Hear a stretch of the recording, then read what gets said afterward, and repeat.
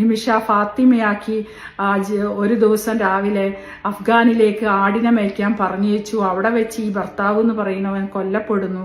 അതിലൊരു കുട്ടി ഉണ്ടാവുന്നു. ആ കുട്ടി ഇന്ന് എവിടെയുള്ളത് നിങ്ങൾക്ക് ആർക്കെങ്കിലും അറിയോ? 10 വയസ്സായി നിമിഷ ഫാത്തിമയുടെ കുട്ടിക്ക്. എനിക്ക് എല്ലാ കഥയും അറിയണോണ്ടാണ്. കേരള സമൂഹം ഇതിന് ജാതി മതമൊന്നുമില്ല. മുസ്ലിങ്ങളും ഹിന്ദുക്കളും ക്രിസ്ത്യാനികളും കേരള മുഖ്യമന്ത്രി എല്ലാ പാർട്ടിക്കാരും ഒന്നിച്ചു നിന്ന് ഇതുപോലെ വൃത്തികെട്ട മതമാറ്റത്തിനെതിരെ പ്രതികരിക്കേണ്ട സമയം അതിക്രമിച്ചിരിക്കുന്നു. നമസ്കാരം, ഞാൻ ഡോക്ടർ നുസ്രത്ത് ജഹാൻ. കേരള സ്റ്റോറി 2-ന് കോടതി സ്റ്റേ കൽപ്പിച്ചു. ഓക്കെ, ഒരു കോടതിയെ നമുക്ക് മാനിക്കാം. കോടതിയും സിനിമയും ഒക്കെ അവിടെ ഇരിക്കട്ടെ. യാഥാർത്ഥ്യത്തിലേക്ക് നമുക്കൊന്ന് പോയി നോക്കാം. കേരളത്തിലെ ഇന്നത്തെ കണക്ക് പ്രകാരം എത്ര ഹിന്ദു കുട്ടികൾ മുസ്ലിമായി പരിവർത്തനം ചെയ്തു, ക്രിസ്ത്യാനിയെ പരിവർത്തനം ചെയ്തു നോക്കിയാൽ പകുതിയിലധികവും മുസ്ലിമായിട്ട് കൺവേർട്ട് ചെയ്തു. ഇതെല്ലാം സത്യങ്ങൾ തന്നെയാണ്. ഈ സത്യങ്ങളെ ഒന്നും മായ്ക്കാൻ വേണ്ടിയിട്ട് പകലിന് ഇരുട്ടാക്കാൻ നോക്കുന്ന കുറേ ആൾക്കാരുണ്ട്. കാരണം കേരള സ്റ്റോറി നമ്പർ 1 വന്നപ്പോൾ ഒരു സംഭവം ഉണ്ടായി. ഇതുപോലുള്ള ഈ വീഡിയോ ഒന്ന് കാണാം. ഇവർ കരഞ്ഞു പറയുന്നത് അവരുടെ തന്നെ വേറൊരു വീഡിയോ വേറൊരുത്തനെടുത്ത് ഇതെല്ലാം ഈ ലേഡിയെ ട്രോൾ ചെയ്യണതാണ് കേട്ടോ. ഇവർ ട്രോൾ ചെയ്യണം. അവർ തിരുവനന്തപുരത്തുകാരിയാണ്, എനിക്ക് നന്നായിട്ട് അറിയാവുന്ന ഒരു വ്യക്തിയാണ്. അപ്പോൾ അതുകൊണ്ട് ഇതെനിക്ക് സംസാരിക്കണം തോന്നി. അതേപോലെ വേറൊരെണ്ണം ഇതാ, ഇവരെ എടുത്ത് ട്രോൾ ചെയ്യുക. ഒന്നാമത്തെ സിനിമ കണ്ടു കഴിഞ്ഞ് ഇറങ്ങിയപ്പോൾ ട്രോൾ ചെയ്യണ ഒരവസ്ഥയാണ് ഈ കാണുന്നത്. ഇപ്പോൾ എടുത്തിട്ട് ട്രോൾ ചെയ്യുക. കുടുംബമായി ജീവിക്കണ, മക്കളുമായിട്ട് ജീവിക്കണ ഇവരുടെയൊക്കെ മുമ്പിൽ ഇത്ര തരം താന്നിട്ട് ചെയ്യണമെങ്കിൽ നിങ്ങൾ ഇവരെ ട്രോള്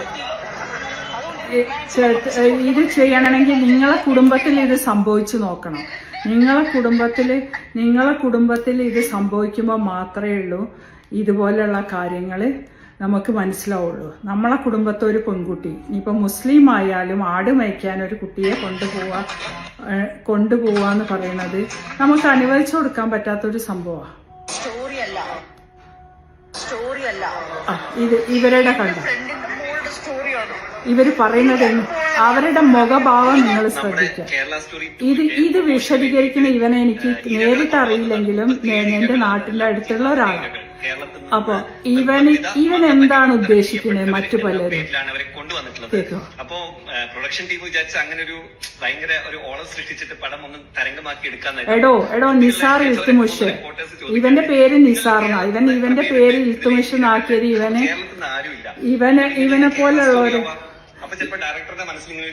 ഇവനെ പോലുള്ളവര് പുസ്തകങ്ങൾ എഴുതിയിട്ട് അതിനെ പ്രോത്സാഹിപ്പിക്കുന്നവരെ ഒന്നും പറയാനില്ല. തീർച്ചയായിട്ടും ഇവൻ കാശിയിൽ പോയി ഒരു പുസ്തകം എഴുതി പറഞ്ഞു. കാശിയിൽ പോയി പുസ്തകം എഴുതിയപ്പോൾ ഞാൻ വിചാരിച്ച കാശിയുടെ വിശേഷത്തെ പറ്റിയും കാശി മൃത്യു പറ്റിയും അവിടുത്തെ ഗംഗയെ പറ്റിയും അവിടുത്തെ ഭൂമിയിലെ ആദ്യത്തെ നഗരത്തെ പറ്റിയും ഒരിക്കലും നശിക്കാത്ത നഗരത്തെ പറ്റിയും ഒക്കെയാണ് എഴുതിയതെന്ന് ഞാൻ വിചാരിച്ചത്. പക്ഷെ ഇപ്പൊ ഇവന്റെ ട്രോളുകളും ഇവന്റെ കാര്യങ്ങളും കാണുമ്പോൾ ഈ നിസാറിന് സ്വയം ഇൽത്തുമിഷ് എന്ന പേര് വിളിച്ച, ഇൽത്തുമിഷ് എന്ന ആരാന്ന് നമുക്ക് തന്നെ അറിയാലോ, സ്വയം അങ്ങനെ പേര് വിളിച്ച ഇവൻ കേരള സ്റ്റോറി 1-ലെ ഈ സ്ത്രീയെ ഈ കരഞ്ഞ് തിയേറ്ററിന് ഇത്രയും വിഷമത്തോടെ ഇറങ്ങിയ ഇങ്ങനെ ഇറങ്ങി ഇവരെ മുഖഭാവം ശ്രദ്ധിച്ചാൽ നിങ്ങൾക്കറിയാം എത്ര വിഷമത്തോടെ. അപ്പൊ ഈ കഥയാണ് ഞാൻ നിങ്ങളോട് ഇന്ന് പറയാൻ വേണ്ടി പോകുന്നത്. കാരണം ഇവര് ട്രിവാൻഡ്രത്തുകാരിയാണ്. ഇവരുടെ അടുത്ത വീട്ടിലത്തെ ഇവരുടെ മകളെ ക്ലാസ്സിൽ പഠിക്കുന്ന ചിഞ്ചു എന്ന നിമിഷ ബിന്ദു എന്ന കുട്ടീന്റെ അമ്മന്റെ അടുത്ത കൂട്ടുകാരി അയൽവാസിയുമായ ഈ ലേഡി ഇവർക്ക് വേണ്ടിയിട്ട് ആ സിനിമ കണ്ടിറങ്ങിയപ്പോൾ സ്വന്തം മകളെ പോലെയുള്ള മകളുടെ കഥ കണ്ട് വിതിമ്പി പറഞ്ഞത് പത്രക്കാർ അന്ന് എടുത്തിട്ട ഒരു കോട്ടായിരുന്നു അത്. ആ കോട്ടിനെടുത്താണ് ഇവന്മാരെല്ലാം തുള്ളുന്നത്. മാധവിക്കുട്ടി നിറങ്ങളും വസന്തങ്ങളും നിർമാതളവും കുളങ്ങളും വെള്ളങ്ങളും പ്രേമത്തിനെയും പ്രണയത്തിനെയും ഒക്കെ നമ്മളൊക്കെ സ്നേഹിച്ച തരുണീമണിയായ ഒരു സ്ത്രീയെ മതം മാറ്റിയപ്പോൾ കേരളം നിശ്ചലമായി നോക്കി നിന്നു. അതിന്റെ അനന്തര ഫലമാണ് നമ്മൾ ഇന്ന് അനുഭവിക്കുന്നത്. ഇപ്പൊ ഈ കുട്ടീന്റെ നിമിഷ ബിന്ദു ആയിരുന്ന കുട്ടി പഠിക്കാൻ വേണ്ടി BDSന് പഠിക്കാൻ വേണ്ടി സെഞ്ചുറി മെഡിക്കൽ കോളേജ് മംഗലാപുരത്ത് പോയി. അവിടെ നമ്മളൊരു കുട്ടീനെ ഏത് വിധത്തിൽ നമ്മളെ കുട്ടീനെ എനിക്കും അറിയാവുന്നതുകൊണ്ടാണ് ഞാൻ എൻ്റെ വേദനയോടെ തന്നെയാണ് ഇത് പറയുന്നത്. ഒരു കുട്ടീനെ പഠിക്കാൻ അയച്ച ആ കുട്ടി ഒരുത്തനെ കല്യാണം കഴിക്കാൻ പ്രേമിക്കുന്നു. ഇവളെ മതം മാറ്റിക്കഴിഞ്ഞ് അവൻ മുങ്ങുന്നു.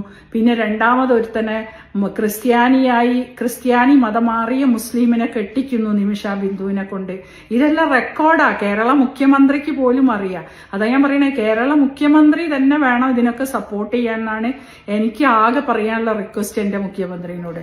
അപ്പൊ ഈ ക്രിസ്ത്യാനിയായി മതം മാറിയതിനെ കൊണ്ട് നിമിഷ ഫാത്തിമയാക്കി ഒരു ദിവസം രാവിലെ അഫ്ഗാനിലേക്ക് ആടിനെ മേയ്ക്കാൻ പറഞ്ഞു വെച്ചു. അവിടെ വെച്ച് ഈ ഭർത്താവ് എന്ന് പറയുന്നവൻ കൊല്ലപ്പെടുന്നു.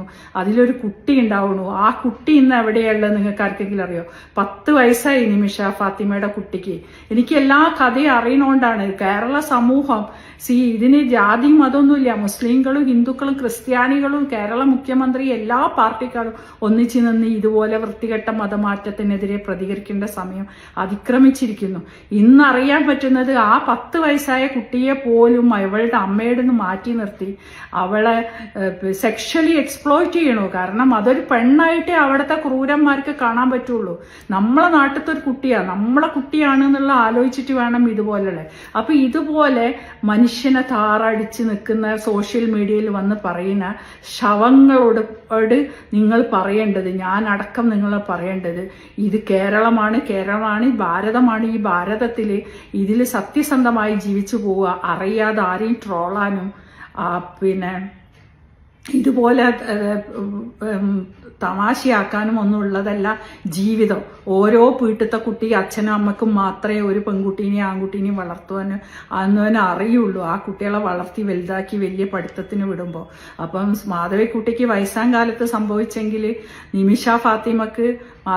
നിമിഷ ബിന്ദുവിന് ചെറുപ്പത്തിൽ തന്നെ പഠിച്ചു. ഡോക്ടറാവാൻ പോയ കുട്ടിയാണ്. ആടിനെ മേയ്ക്കാൻ പോയ കഥയുള്ള ഒരു അമ്മന്റെ കഥ സ്വന്തം കൂട്ടുകാരി വിവരിച്ചത് ഇത്ര മോശമായി ചിത്രീകരിക്കുന്ന കേരളമേ നാണം കെട്ടിട്ടാണ് ഈ അവതാരകര് പൈസ ഉണ്ടാക്കാൻ വ്ളോഗ് ചെയ്യണ ഓരോരുത്തരും ആലോചിക്കുക. നിങ്ങൾ ഹൈപ്പ് സൃഷ്ടിക്കുന്ന മറ്റൊരുത്തന്റെ ജീവിതം വെച്ചിട്ടാണ്. ഞാനൊക്കെ പറയണ കറക്റ്റ് ഉള്ള എവിഡൻസ് ഇല്ലാത്ത ഒരു കാര്യത്തിൽ ഇന്ന് വരെ ഞാൻ ഒന്നും പറയാൻ നിന്നിട്ടില്ല. കാര്യം റെക്കോർഡിക്കലി തെളിഞ്ഞൊരു കാര്യം മാത്രമേ പറയുള്ളൂ. ഒരു രൂപ പോലും സോഷ്യൽ മീഡിയയിൽ ഞാൻ ചെലവാക്കിയിട്ടുമില്ല, എടുത്തിട്ടുമില്ല. സത്യസന്ധമായ കാര്യങ്ങൾ പറഞ്ഞ് ഈ ഭാരതത്തിനൊപ്പം നിൽക്കുന്ന, എൻ്റെ കേരളത്തിനൊപ്പം നിൽക്കണം എന്ന് ഉദ്ദേശിക്കുന്ന ഒരു മനുഷ്യ സ്നേഹി മാത്രമാണ് ഞാൻ.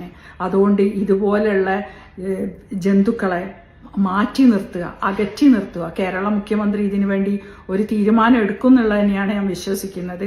നന്ദി, നമസ്കാരം.